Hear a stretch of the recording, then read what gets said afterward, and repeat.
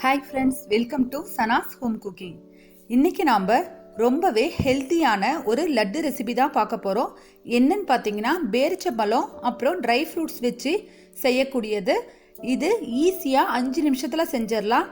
பேரிச்சம்பழம் பிடிக்காத குழந்தைங்க கூட இந்த மாதிரி நீங்கள் செஞ்சு கொடுக்கும்போது கண்டிப்பாக விரும்பி சாப்பிடுவாங்க. வாங்க எப்படி செய்கிறதுன்னு பார்க்கலாம். அதுக்கு முன்னாடி நம்ம சேனலை சப்ஸ்கிரைப் பண்ணாதவங்க சப்ஸ்கிரைப் பண்ணிக்கோங்க. கூடவே பெல் ஐக்கானையும் கிளிக் பண்ணிக்கோங்க. இதுக்கு நாம் ஒரு 200 கிராம் அளவுக்கு பேரிச்சம்பழம் எடுத்துக்கலாம். நீங்கள் கருப்போ இல்லைன்னா வெள்ளையோ எந்த பேரிச்சம்பழம்னாலும் நீங்கள் எடுத்துக்கலாம். கூடவே 10லேருந்து 15 பாதாம், அதே போல் 10லேருந்து 15 முந்திரி, 1 டேபிள் ஸ்பூன் அளவுக்கு கசகசா, அப்புறம் 2 டேபிள் ஸ்பூன் அளவுக்கு நெய்.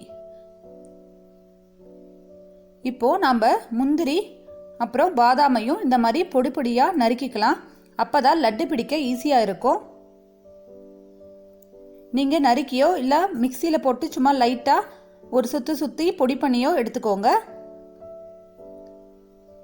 இப்போது ஒரு மிக்சி ஜாரில் நம்ம பேரிச்சம்பழத்தை சேர்த்து லைட்டாக பொடிச்சு எடுத்துக்கலாம். ரொம்ப நைஸாக அரைக்க வேண்டாம், ஓரளவுக்கு பொடிச்சா போதும்.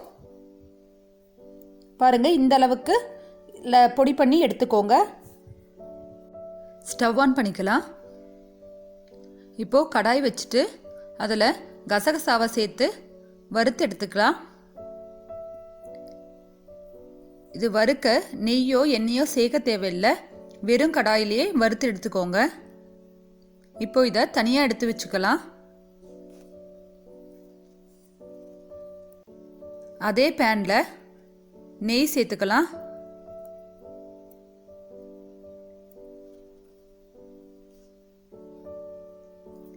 நெய் உருகுனதும் நம்ம ஏற்கனவே பொடி பண்ணி வச்சிருக்க முந்திரி பாதாமை சேர்த்து அதையும் நல்லா நம்ம வறுத்து எடுத்துக்கலாம்.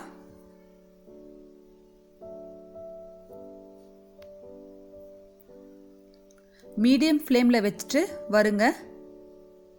நம்ம ஹை ஃப்ளேமில் வச்சு செய்யும் போது கருகிறதுக்கு வாய்ப்பு இருக்கு.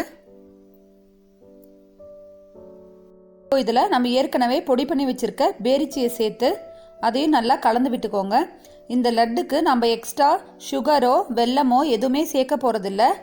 அதனால் இது பெரியவங்களும் சாப்பிட்லாம், எந்த பிரச்சனையும் இல்லை. ரொம்பவே ஹெல்த்தியானது. இப்போ இதை நம்ம ஆற வச்சுக்கலாம். அவ்வளோதான். கை பொறுக்கிற சூட்டில் நீங்கள் சின்ன சின்ன உருண்டையாக எடுத்து லட்டாக பிடிச்சிக்கோங்க. பாருங்கள், பார்க்கவே எவ்வளோ அழகாக இருக்குது. இப்போ இதை நம்ம ஏற்கனவே வறுத்து வச்சுருக்க கசகசால போட்டு ஒரு புரட்டி எடுத்துக்கோங்க. நம்ம கசகசா சேர்க்கறது சாப்பிடும்போது நல்லா ஒரு ஃப்ளேவர் தரும், டேஸ்ட்டும் ரொம்ப நல்லா இருக்கும். நீங்களும் ட்ரை பண்ணி பார்த்துட்டு ரெசிபி எப்படி இருக்குன்னு கமெண்டில் சொல்லுங்கள். தேங்க்யூ.